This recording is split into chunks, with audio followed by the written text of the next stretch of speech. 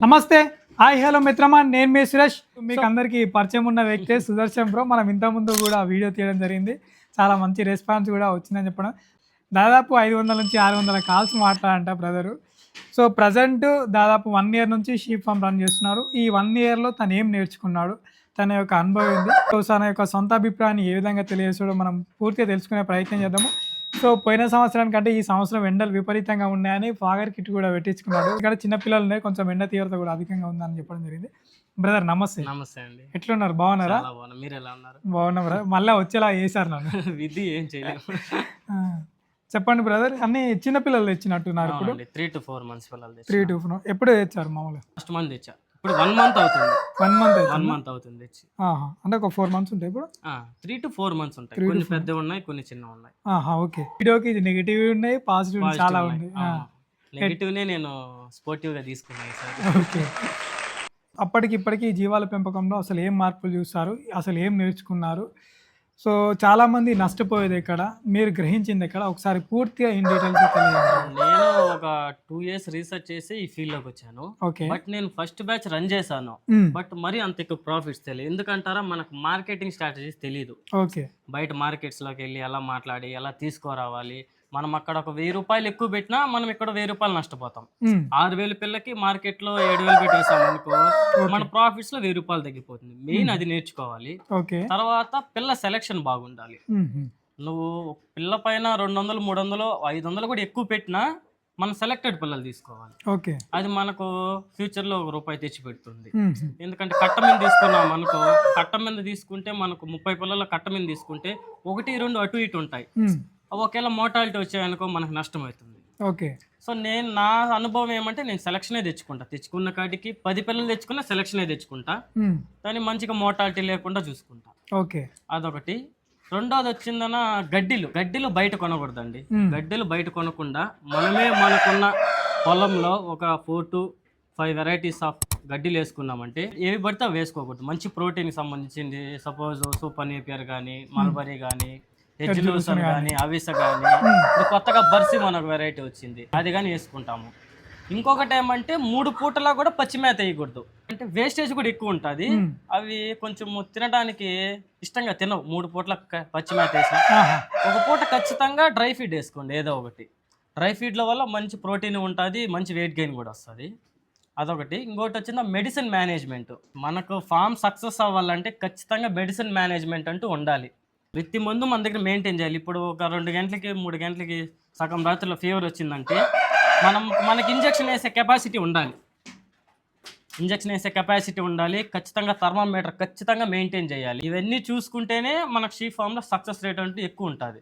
ఇప్పుడు దాదాపు మీరు ఒక 500 నుంచి 600 కాల్స్ మాట్లాడని స్వయంగా మీరు చెప్పారు. అవునండి. దాదాపు ఆ కాల్స్లలో మిమ్మల్ని రిపీటెడ్ గా అడిగిన క్వశ్చన్స్ ఏంది అసలు? నన్ను రిపీటెడ్గా అడిగింది గడ్డెల గురించి ఎక్కువ అడిగారు. ఓకే. నెక్స్ట్ వచ్చి బ్రీడ్ సెలెక్షన్ ఏది చేసుకోవాలని అడిగారు. ఓకే. ఏ వయసు పిల్లలు తెచ్చుకోవాలా, ఏ ఏజ్ గ్రూప్ లో తెచ్చుకోవాలా అది అడిగారు. నేనైతే ప్రిఫర్ చేసేది ఫస్ట్ ఎవరైనా స్టార్ట్ చేయాలంటే 4 to 5 months లేదా 5 to 6 months తెచ్చుకోండి. ఓకే. పైగా ఫస్ట్ బ్యాచ్ రన్ చేసే వాళ్ళకి ఎండాకాలం అనేది మంచి బెనిఫిట్స్ ఉంటాయి. మోర్టాలిటీ రేట్ తక్కువ ఉంటుంది, డిసీజ్ ఫ్యాక్టర్ కూడా తక్కువ ఉంటుంది. ఈ ఎండాకాలంలో చేసుకోవచ్చు. బట్ చేసుకునే ముందే 3 నెలల ముందే నువ్వు గడ్డిలు తెచ్చుకోవాలి. గడ్డిలు నాటుకోవాలి. ఖచ్చితంగా ఒక 4-5 రకాలు ఖచ్చితంగా నాటుకుంటేనే రన్ చేయగలుగుతాం. మనం 1 ఎకరా గడ్డేసుకున్నాం అనుకో, ఇప్పుడు నాకు 30 జీవాలకి నేను 1 ఎకరం గడ్డేసుకున్నా. అది ఎలా వేసుకోవాలంటే ఫస్ట్ 1/2 acre వేసుకోవాలి. 1/2 acre అన్ని సగం సగం వేసుకోవాలి. తర్వాత 1 month 1.5 month గ్యాప్ ఇచ్చి మిగతా 1/2 acre వేసుకోవాలి. దీనివల్ల మనకు బెనిఫిట్ ఏమంటే గడ్డిలు ఇది కోత అయిపోతానే అది వస్తుంది రెడీగా, అది అయిపోతానే ఇది వస్తుంది. మనం ఒకేసారి వేసుకోవడం వల్ల ఏమంటే మన గడ్డిలు సరిపోవు, ఒకేసారి తినేస్తాయి, మళ్ళీ రావడానికి కష్టం అయిపోతుంది. బయట కొనక్క చేయాలి గడ్డిలో. ఇంకోటి ఏంటంటే ఈ గడ్డి విషయానికి వచ్చినప్పుడు కూడా అన్న మా దగ్గర ఎలాంటి గడ్డి ఫెసిలిటీ కూడా లేదు, బయట నుంచి ఆ దాన దొరుకుతుంది, ఈ దాన దొరుకుతుంది, అవన్నీ తీసుకొచ్చి మేము మెయింటైన్ చేయాలనుకుంటున్నాము, ఒక 3 months పెంచి అమ్మాలనుకుంటాం అంటారు. అలాంటప్పుడు మీరు ఏం చెప్తారు? ఇలాంటి కాల్స్ నాకు చాలా వచ్చాయి. దాదాపు 100 కాల్స్ పైన వచ్చాయి. ఇలాంటి వాటికి నేను ఈ ఫీల్డ్ వద్దని చెప్తా, ఖచ్చితంగా వద్దని చెప్తా. ఎందుకంటే మేము గడ్డిలన్నీ మేము నాటుకొని అన్ని తెలిసి ఏదో అటు ఇటు తెలిసిన వాళ్ళే కొద్దిగా ప్రాఫిట్స్ కొద్దిగా తక్కువే ఉంటుంది, మరీ ఎక్కువ కాకుండా సరిపోయేటట్టు ఉంటుంది. బయట దానాలన్నీ కొనకొచ్చేసి దానికి సరిపోతుంది కానీ మీ కష్టం వేస్ట్ అవుతుంది. ఓకే. ఊరికే సోషల్ మీడియాలో చూసి నేను పెట్టేస్తాను అదంతా అపోహ అండి. మన గ్రౌండ్ లోకి వస్తేనే తెలుస్తుంది ఏదైనా దాని యొక్క ఫలితం ఫలితం అనేది గ్రౌండ్ లోకి వస్తే తెలుస్తుంది. ఇప్పుడు 30 పిల్లల్లో ఒక పిల్ల నీకు మోర్టాలిటీ జరిగినా నీకు లాస్ లెక్కే వస్తుంది. ఆటోమేటిక్ గా దాన్ని పెట్టిన ఒక 6,000 7,000 వెళ్ళిపోతుంది. పైగా దాన్ని 1 month పెట్టిన ఫీడింగ్ అది పోతుంది.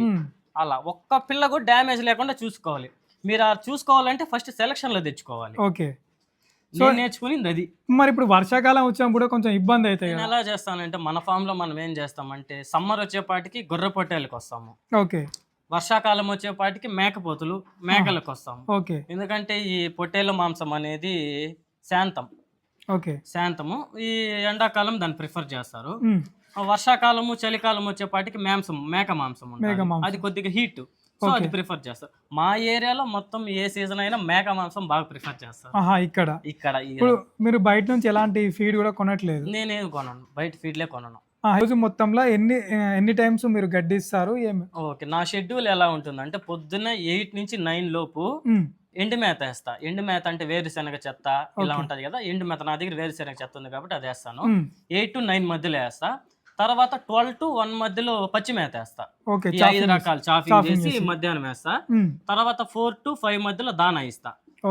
దానా ఇచ్చేస్తా. అంటే ఏమి ఇస్తారు దానా? దానా వచ్చి బుడశనగల పొట్టు, మొక్కజొన్న పిండి, ఈ పిల్లెట్స్, దాంతో పాటు ఇప్పుడు కొత్తగా పత్తి చెక్క పెట్టుకున్నా, పత్తి చెక్క కూడా తెచ్చి వేస్తున్నా. దాంతో ఉప్పు అన్ని మిక్స్డ్ నేను ఓన్ గా ప్రిపేర్ చేసుకున్నా.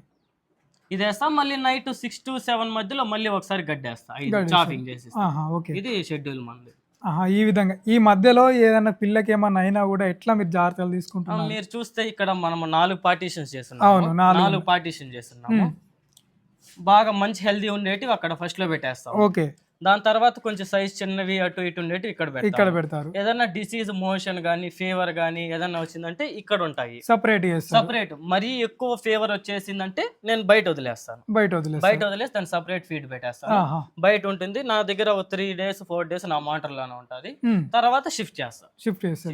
మినరల్ మిక్స్ అది కూడా పెట్టాలి. మినరల్ మిక్చర్ అన్ని పెడితేనే మనకు ఫామ్ సక్సెస్ ఉంటది. అన్ని పెట్టాలి. దానికి 10 రూపాయలు పెట్టి 5 రూపాయలు ఆశించాలి. ఇప్పుడు కింద ఉన్నటువంటి ఆ ఎరువునంతా ఏం చేస్తున్నారు? ఎట్లా క్లీన్ చేస్తున్నారు? ఇది నేను నాకు ఒక లోడ్ ఎరువు వచ్చిందంటే నేను ఎత్తి మొత్తం మన పొలానికే వేసుకుంటా. నేను ఎక్కడ అమ్మను. ఓకే. నేను బయట ఎక్కడ సేల్ చేయను, మనకే సరిపోతుంది. అంటే ఇప్పుడు సూపర్ నేపియర్ కి మల్బరీకి హెడ్జులసన్ కి మన గొర్రె పొట్టేళ్ళదే వేస్తాం అంతా. ఆ విధంగా ఈ వాటి గ్రోత్ అనే ఏ విధంగా ఉంది? చాలా మంది ఏంటంటే చలికాలానికి మొన్న ఎదుగుదల లేదని చాలా మంది అంటున్నారు. గడ్డిలు ఖచ్చితంగా చలికాలం వస్తే కొంచెం తగ్గుతాయండి పెరుగుదల. దానికి మనం ఇంకోటి ఏం చేసుకోవాలంటే మీరు ఎండు మేతలు ఎక్కడైనా దొరికితే దాన్ని ప్రొక్యూర్ చేసుకోవాలి. ఓకే. చలికాలము వర్షాకాలంకి వస్తే వీలైన కాడికి ఎండు మేతలు తెచ్చి పెట్టుకోవాలి. వేరే దానాలు పక్కన పెట్టేస్తే ఎండు మేతలు తెచ్చి పెట్టుకోవాలి. బ్రో మరి చాలా చెప్తున్నాడు, ఎంతవరకు సంపాదించాడు ఈ పొట్టేళ్ల పెంపకంలో అని చాలా మంది అంటుంటున్నారు. మోర్టాలిటీ లేకుండా ఉంటే నా సక్సెస్ అదే.